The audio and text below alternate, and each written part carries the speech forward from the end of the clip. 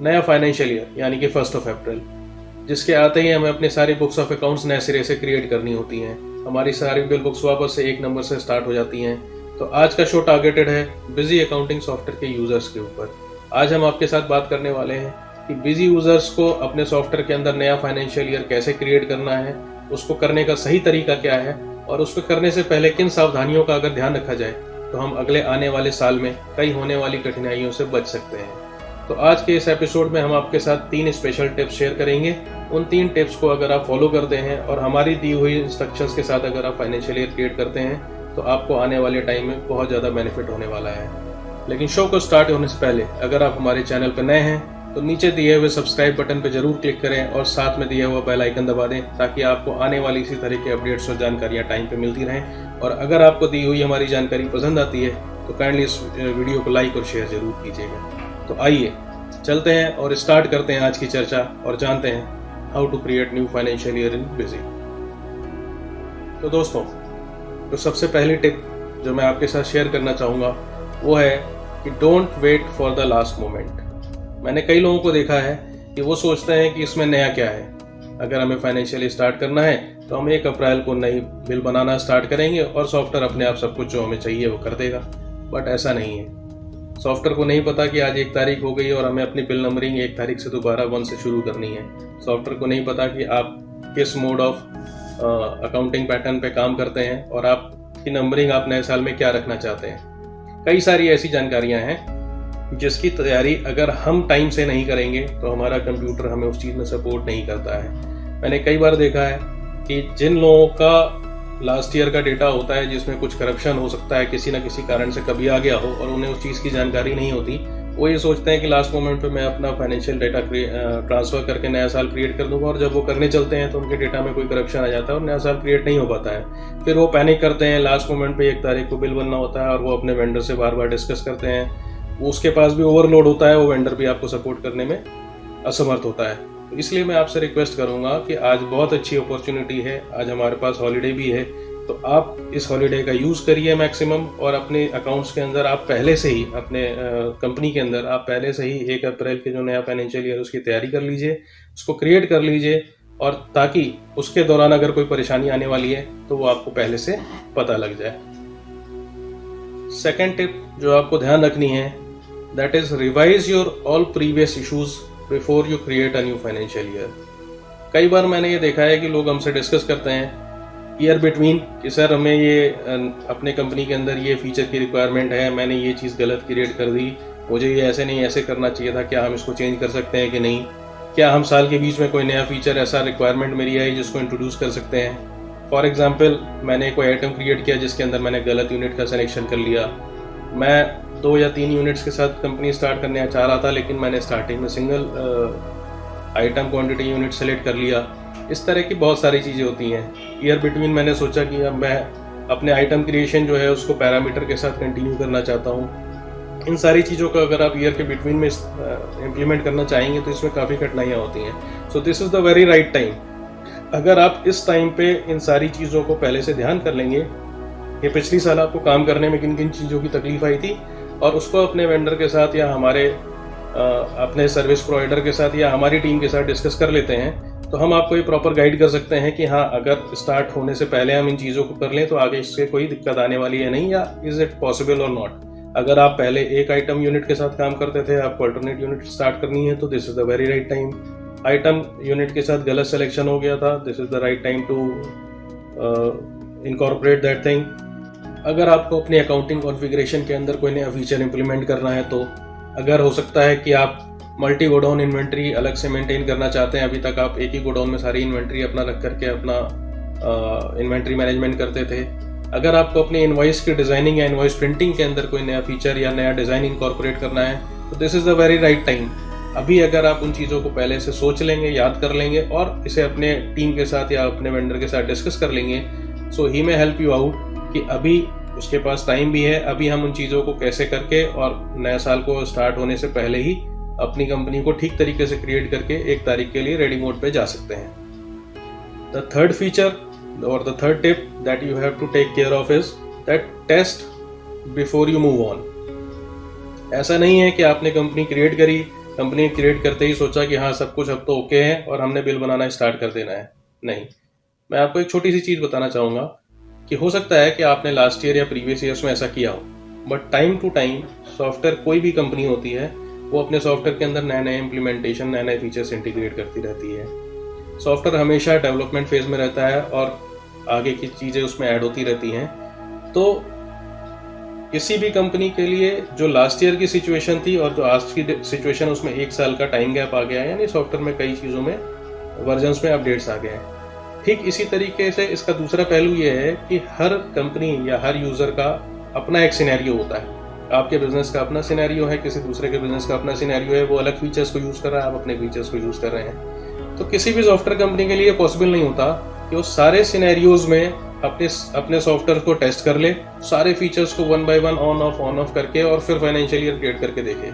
कई बार कुछ permutation combination की वजह से कहीं पर कोई इशू भी क्रिएट हो सकता है। तो इसलिए बेटर ये है कि ये सारी कॉन्फ़िगरेशन जो आप डिसाइड कर रहे हैं वो करके कंपनी क्रिएट करने के बाद आप 2-4 बिल परचेज के एंड सेल के इंटर कर लीजिए।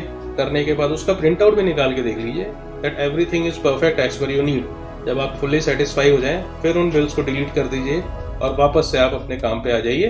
Then you are definitely ready कि अब आप 1 तारीख से किसी परेशानी में नहीं आने वाले हैं। सो ये 3 चीज़ों का आपको विशेष ध्यान रखना है that don't wait for the last moment rush, revise all your previous issues, शायद वो आपके इस साल इशू सॉल्व हो जाए, and test before you move on to the next financial year. अब चलिए हम चलते हैं अपनी कंप्यूटर स्क्रीन की तरफ और देखते हैं कि बिजी में नए फाइनेंशियल ईयर को सही तरीके से क्रिएट करने का प्रोसेस क्या है, किन चीज़ों को फॉलो करके हमें आगे बढ़ना है। बहुत छोटा सा 2 मिनट का टाइम लगेगा, बहुत सिंपल सा प्रोसेस है। बस इन छोटी सी चीज़ों की जानकारी, इसका ध्यान आप रखें and you will be ready to go. तो दोस्तों, जैसा कि आप सभी देख सकते हैं कि मैंने आपके लिए बिजी सॉफ्टवेयर को ओपन कर रखा है और इसमें हमारी कंपनी ओपन हो रखी है जिसमें फाइनेंशियल ईयर सेलेक्टेड है 2019-20। Before creating the new financial year जो सबसे पहला काम आपको करना है वो ये करना है कि आपको हाउसकीपिंग के अंदर जाना है, अपडेट मास्टर बैलेंसेस ओके करके इसको एक बार पूरी तरीके से रन करा देना है। ये बहुत थोड़ा सा टाइम लेता है और ये करता ये है कि आपके प्रीवियस ईयर के सारे बैलेंसेस को एक बार अपडेट करके शुरू से आखिरी तक टैली करा देता है। सेकेंड स्टेप जो हमें फॉलो करना है वो ये है कि हम जाएंगे एडमिनिस्ट्रेशन मेनू के अंदर, जिसमें सबसे नीचे दिया हुआ है चेंज फाइनेंशियल ईयर। आप जैसे ही इस पर एंटर करेंगे आपको यहाँ पर 1 या 2 ऑप्शन दिखाई दे सकते हैं। कुछ लोगों को यहाँ पर न्यू फाइनेंशियल ईयर फ्रॉम 1/4/2020 देख सकता है, और जैसे मेरे स्क्रीन पे सेकंड केस है कि यहाँ पर पहले से फाइनेंशियल ईयर फ्रॉम 1/4/2020 दिखा है। आप समझिएगा, मैंने कहा कि किसी के केस में सिर्फ ये वाला ऑप्शन दिखेगा, किसी के में ये पहले से दिखाई देगा। इसका मतलब ये है कि आपने आज से पहले गलती से कभी 1/4/2020 का यानी कि नेक्स्ट फाइनेंशियल ईयर भी गलती से क्रिएट कर लिया है। तो आपको करना ये है कि कंपनी से एग्जिट करना है। हमने कंपनी क्लोज कर दी है। क्लोज करने के बाद हम डिलीट कंपनी या सिंगल फाइनेंशियल ईयर पे आएंगे। आने के बाद जिस कंपनी में हम काम कर रहे थे वो सिलेक्ट करेंगे। उसके अंदर हमने सिंगल फाइनेंशियल ईयर लेना है। यहाँ पर हमारे पास 2 ऑप्शंस आ रहे हैं, फाइनेंशियल ईयर 2019-20 या 2021। तो मैं 2020-21 सेलेक्ट करूंगा जो हमने गलती से क्रिएट कर दिया था। इस पे एंटर मारते ही ये उस नए फाइनेंशियल ईयर को हमारी कंपनी से हटा देगा और अब हमारे पास वापस से केवल पुराना डेटा रह जाएगा। अब मैं दोबारा इस कंपनी को लॉगिन करूंगा। अब मैंने दोबारा उस कंपनी को लॉगिन कर लिया है। लॉगिन करने के बाद जैसे ही मैं चेंज फाइनेंशियल ईयर पे दोबारा जाऊंगा तो अब आपको केवल एक ही ऑप्शन दिखाई देगा, that is new financial year from 1/4/2020। यहाँ पर क्लिक करते ही ये हमसे पूछता है कि are you going to create a new financial year. Okay करने के बाद मेरे पास कुछ छोटे मोटे नीचे 2-3 ऑप्शंस आते हैं और एक स्टार्ट बटन है। स्टार्ट बटन पे क्लिक करने से पहले ये नीचे के 2 फीचर्स आपको समझना जरूरी है।